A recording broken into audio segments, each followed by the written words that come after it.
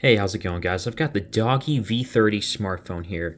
Now, it's got 8 gigabytes of RAM and 256 gigabytes of internal storage. Here's what you get in the box. There's actually quite a bit, including a screen protector and screen protector accessories, as well as a 1-year warranty pamphlet. It's kind of limited warranty, but still nice, better than nothing. And then finally, there's also a pretty interesting wall outlet. It's pretty bulky, and it actually does have wireless charging, interestingly enough. Just holding the phone, this is super bulky and actually pretty heavy too. That's because there's a massive battery inside here. I think it's like over 10,000 milliamp hours. It's the largest battery pack that I've seen on a rugged smartphone. So if you're looking for battery consumption, this is the one to go for, I want to say. But again, I got to test it out myself and see just how efficient it is. It also looks pretty interesting. From the sides, it's like it's wood grain or something. And then on the back, you have this like leather feel. It is just plastic though at the end. And then the camera on here, you've got 3 different cameras. All right, so here's what the video quality looks like. And I can see the screen kind of well. The sun is still out. It's nothing crazy. Yeah, I can still see it outside. Maybe in broad daylight, it might not be as bright. I can still see it outdoors. It's not as bright as I want it to be, or as I'd expect. As for the video zoom in, you can only go up to 4x. Here's what a front-facing video looks like. It's not going to be at full, it's at full HD 1080p, but it's not going to be at 4K. Don't expect it to be. So far, from what I can see, it's not too bad. And of course, if it's not that good, I mean, I'm going to look back at it on my computer and see it. If anything changes, I'll have some type of voiceover to mention that. But yeah, no problem so far. On the bottom, you've got the DOOGEE logo sticking out. On the side, you have the customizable button that you can switch to whatever you want to. And you don't need a SIM pin or anything to get to the SIM tray / micro SD card right here. It's easy to pull with just your fingers alone.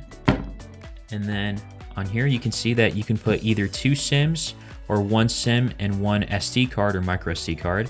Then there's also an eSIM that's in here as well. On the right side is a power button that also acts as a fingerprint scanner, volume keys. And then on top, you've got the 2 speaker grills, but I think it's only 1 speaker that's up here. Still better than being in the back or sides. And then the front-facing camera. On the bottom, I believe, is a microphone, and then you can also access the USB-C port.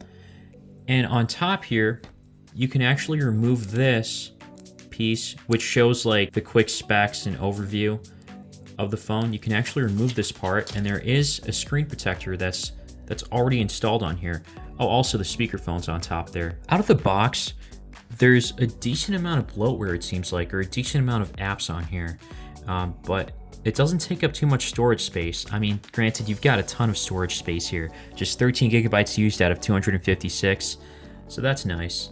The PPI is 409 here, and the screen does look nice. However, in broad daylight, you won't be able to see this outdoors. I am outside and the sun is setting.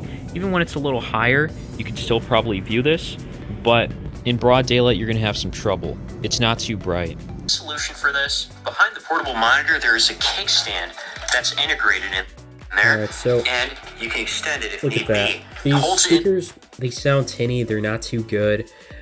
But the only good thing about it, and really the biggest redeeming quality, is that they're front-facing and they're emitting from both sides. It's on one side on top here, and yeah, I think that's great. Front-facing speakers are always the way to go over side speakers or even back speakers. So I really appreciate they did that. Even with tinny speakers, like distorted speakers, it still sounds better having it in the front like this, so I can definitely appreciate this. The only small issue or gripe is that videos are capped at 480p because of widevine level being L3, and that's really unfortunate because you have a pretty solid screen here, but you can only use it for YouTube. Granted, if YouTube is the only thing you watch, then I guess you can kind of ignore that, or if you tend to browse the web, look at pictures and whatnot, yeah, the screen does look nice for it. Speaking of which, I have not had any single problem with like just doing basic tasks. Everything seems to be pretty smooth overall. No major delay if any, and the screen is pretty smooth. 120 Hz definitely makes a difference. I'm going to get to gaming and more stuff in a moment, and here are the Geekbench results from Geekbench 6. Since it's Geekbench 6, I'm not entirely sure, But if it goes off of mostly everything that was on Geekbench 5, then I think it looks like it performs pretty decently or pretty well. But my one gripe is really just the fact that they advertise this as 15 gigabytes of RAM, this having 15 gigs. It's definitely not 15 gigs. It's 8 gigabytes of RAM and then like 7 gigabytes of like VRAM, which can be looked at as like cache or whatever you want to call it. It's really a marketing move, and I feel like that's a little misleading. I mean, I don't know. I could be wrong. You can let me know in the comment section if I'm overreacting. But yeah, why not just keep this as 8 gigabytes? You know, this is good as is. I don't know. Anyways, first game here is Roblox. So Roblox has 0 lag whatsoever from what I've seen.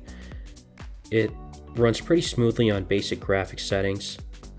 Now I think I've got it set to the highest level, even though it kind of looks pretty much all the same. And still very smooth. Alright, next game here is Genshin Impact. Initially, it's a little bit slow in the beginning, and one thing I noticed is that files take a little bit longer to load up on here compared to other smartphones that I've tried. Not to say performance is terrible, so far everything I've done on this is pretty smooth. There might be some hiccups here or there, but it doesn't really affect your gameplay performance, I would say.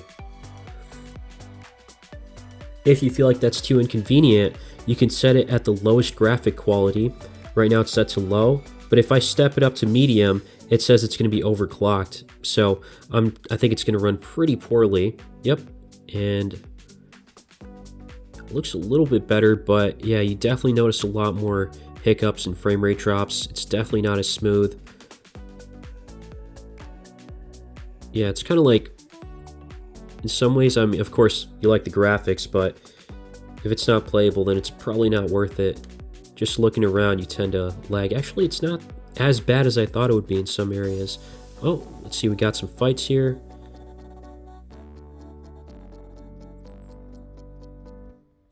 When you can judge for yourself, but either way, you know, high-end 3D games will be playable.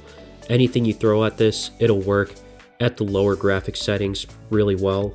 So here's Modern Combat.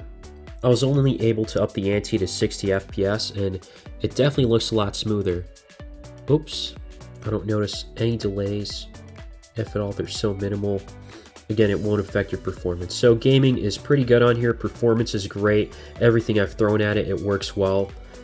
I really have no complaints when I think about it. Like, and then not to mention a massive, 10,800 milliamp hour battery. Of course, this is going to be thick. Rugged smartphones are always thick and heavy. This is probably a little heavier and bulkier than the rest, but it still fits in my pockets. No problems whatsoever. Oh, and by the way, the small things, the fingerprint scanner works great. Face unlock is pretty accurate and it opens up relatively quickly. I haven't noticed issues with that. And then having the 10,000 milliamp hour battery, I haven't tested battery life out too thoroughly, but as you can tell, it has. I'm at 51%, and unfortunately, when I go onto into settings, I can't exactly see the option to see what my screen on time was, and that's really unfortunate because I wanted to get a more accurate reading. Granted, I haven't used this too thoroughly. It's been on for 4 or 5 days now at the very least, and on a day you're not even using this at all or barely anything, it does drain 5% or so, and overnight you can drain maybe 2-3%. I haven't tested it out too thoroughly. I might do that in an update video. I don't know. We'll see. But regardless, I can appreciate that, and I also appreciate the fact that they have a fast charger included on this. Because if they didn't, it would take forever to recharge this. And as you might know how it is on Samsung phones, they'll probably have a nice battery, 5,000 milliamp hour or whatever, but they don't even include a brick like this. So again, no reason to mislead people because this is a great phone. Probably one of the best rugged smartphones that I've ever tested out. So that's my take on it. Let me know what you guys think in the comments down below. I'm curious to hear your thoughts. And leave a like if you did find this video helpful and subscribe for more.